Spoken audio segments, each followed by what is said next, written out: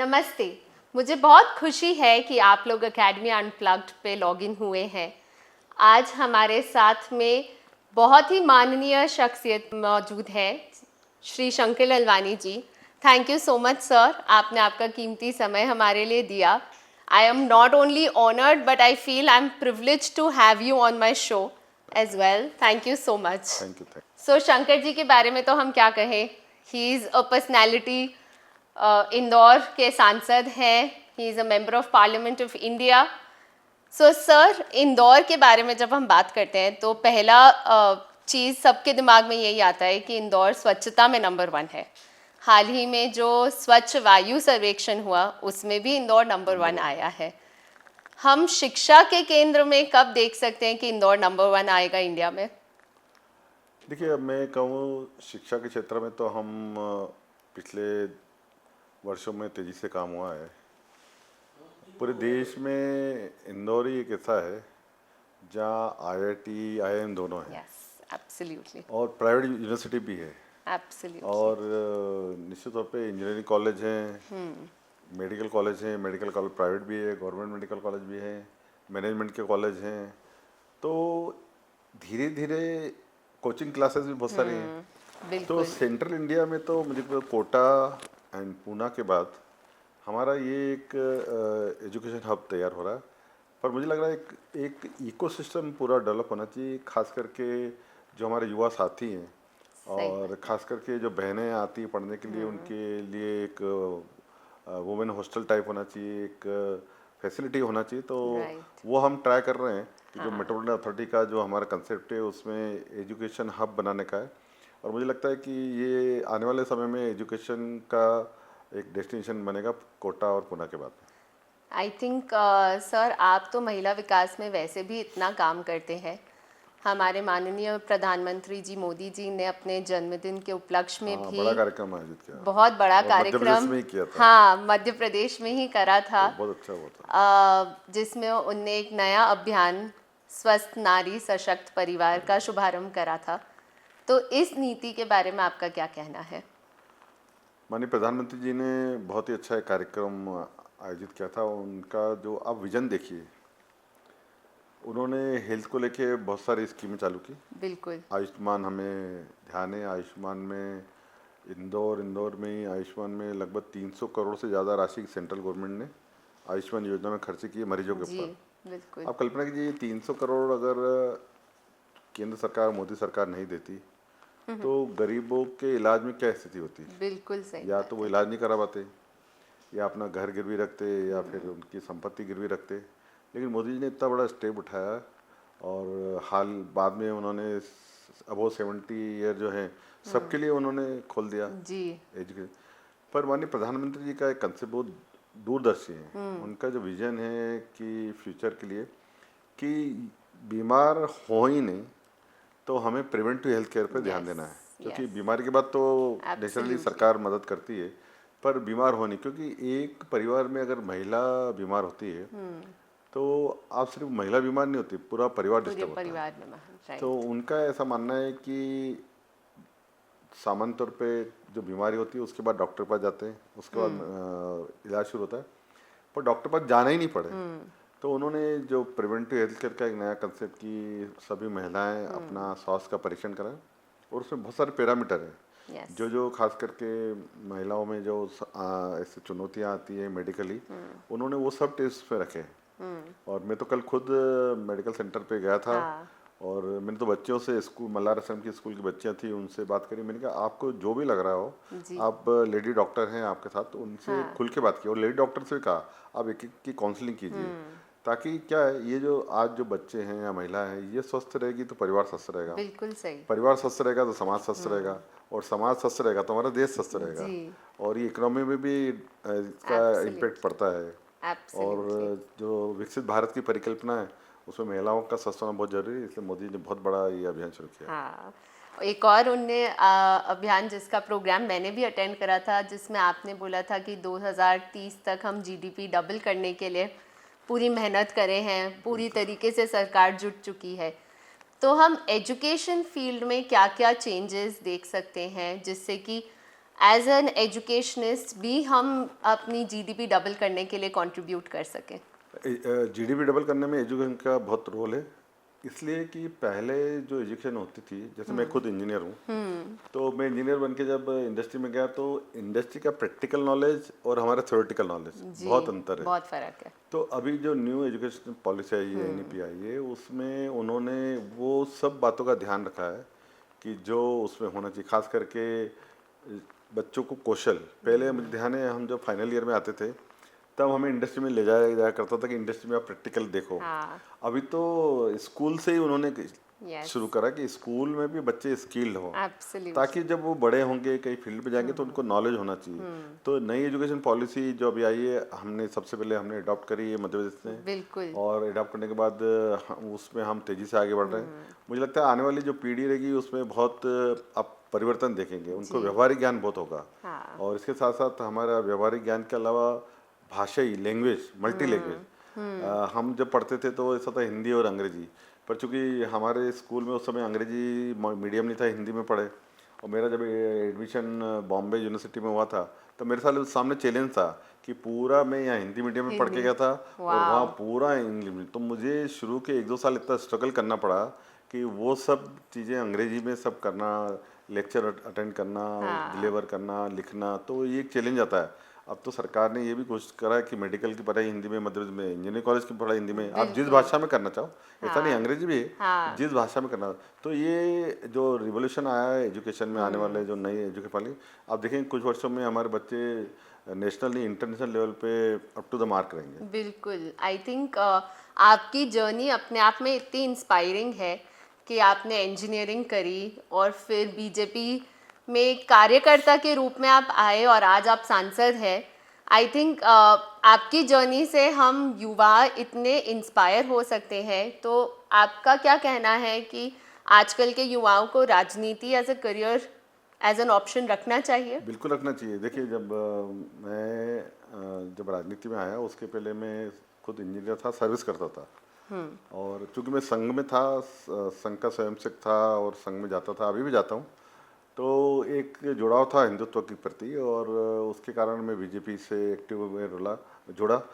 पर मैंने देखा कि जब आप सर्विस करते हैं या कुछ बिजनेस करते हैं तो आप अपना और अपने परिवार का ध्यान रख पाते हैं, पर ओवरऑल समाज को अगर बेहतर बिल्कुल, देना है अपनी सर्विसेज, यस, तो ये एक ऐसा फील्ड है कि सेवा का काम है। राजनीति कोई धंधा नहीं है, राजनीति सेवा है। सही एक समय बात है। था जो वो पार्टियां थी जो इसको एक धंधा मान के चलती थी, हाँ, परिवारवाद मान के चलती थी, परिवार हाँ, के परिवार ही उसमें आते थे।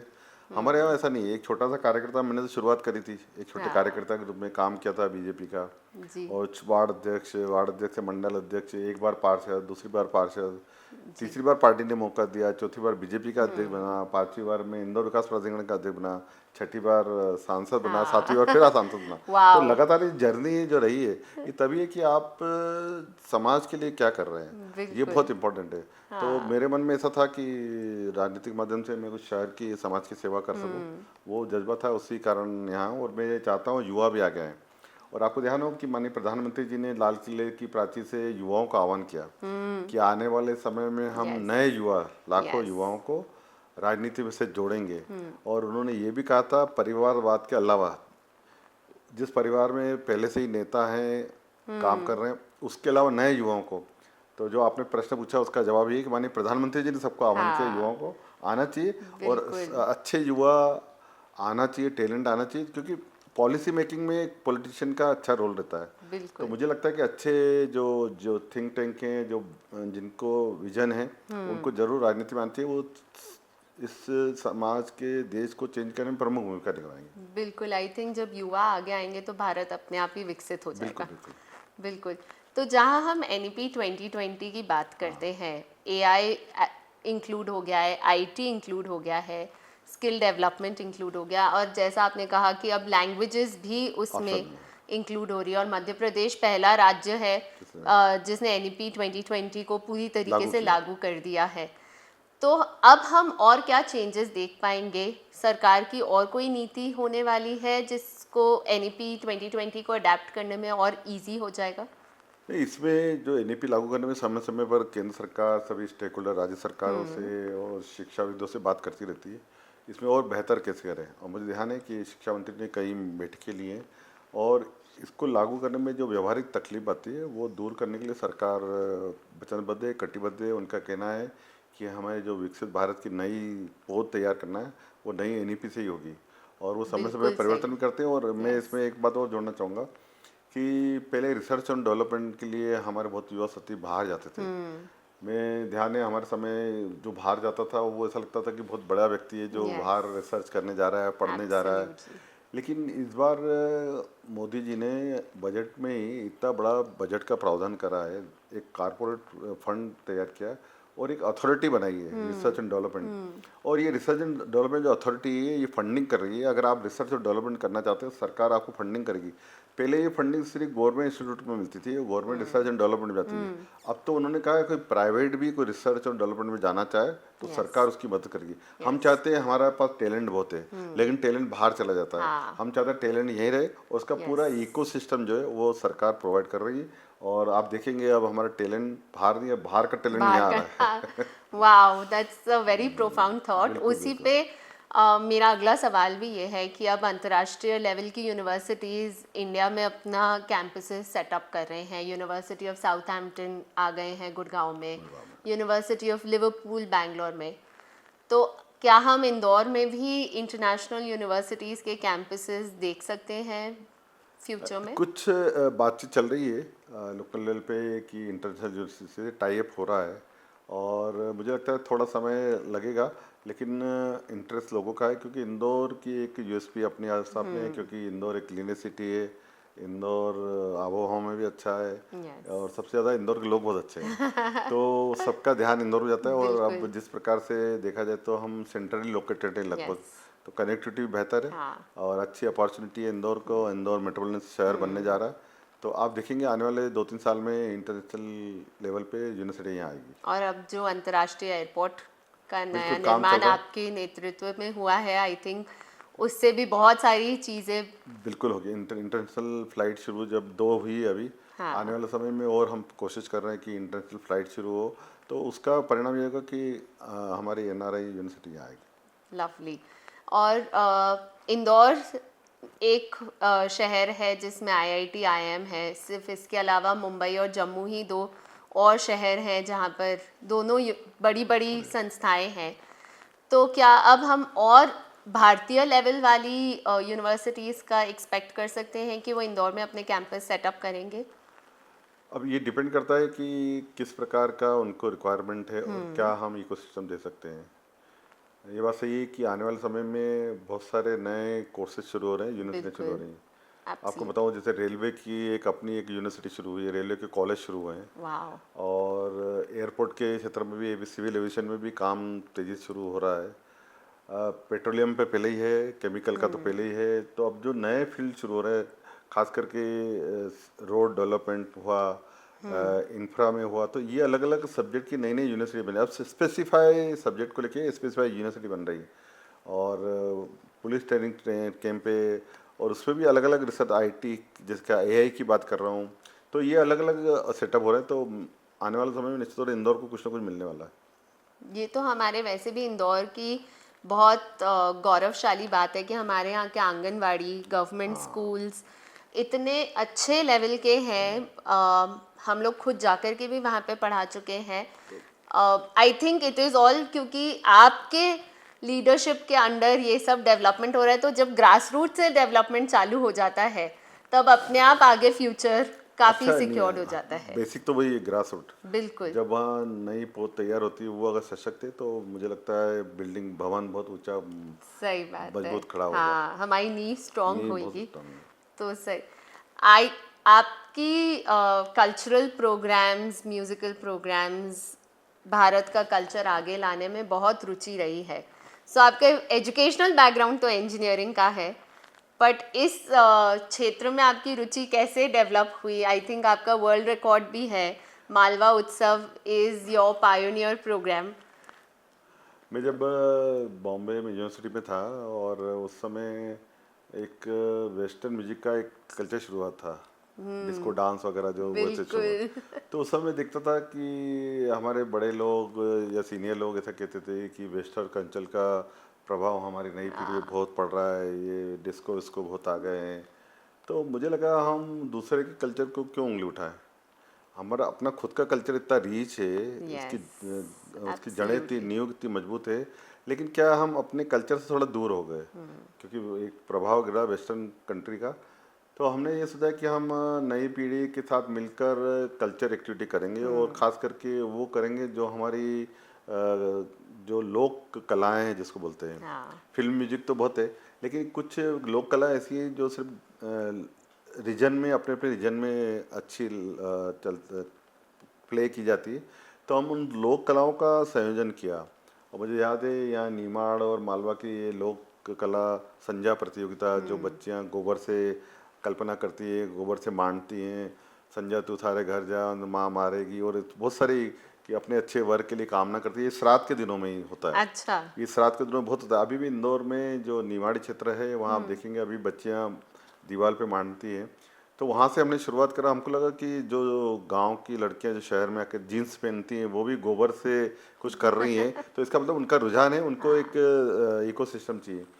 तो इसको लेकर हमने लोक संस्कृति मंच का एक गठन किया आज से 22 साल पहले, और हमने लोक कलाओं को प्रोत्साहित किया, और उसका परिणाम है कि जो मालवा उत्सव पिछले 22 सालों से हो रहा है, मध्य प्रदेश का सबसे बड़ा लोक उत्सव है। हाँ, इसमें 22 राज्यों के लोक कलाकार आते हैं, और ये वो लोक कलाकार हैं जिनको बड़ा प्लेटफॉर्म नहीं मिलता है, और लोक कलाएं अपनी प्रस्तुति करते हैं अपने अपने राज्यों की, और हम देखते हैं कि पूरा लाल बाग भरा रहता है, हाँ, और ये एक अपने आप में इस्टेब्लिश हो गया। तो और ख़ास करके जो शिल्प मेला है, जो शिल्पी हैं जिनकी कलाएं प्रदर्शन भी करती है और बिक्री भी करते हैं। तो इस प्रकार कला के क्षेत्र में रुचि इसलिए आई कि हमारी नई पीढ़ी उधर रुझान हो। मुझे खुशी है कि अब नई पीढ़ी लोक कलाओं, लोक संस्कृति की ओर बढ़ रही है।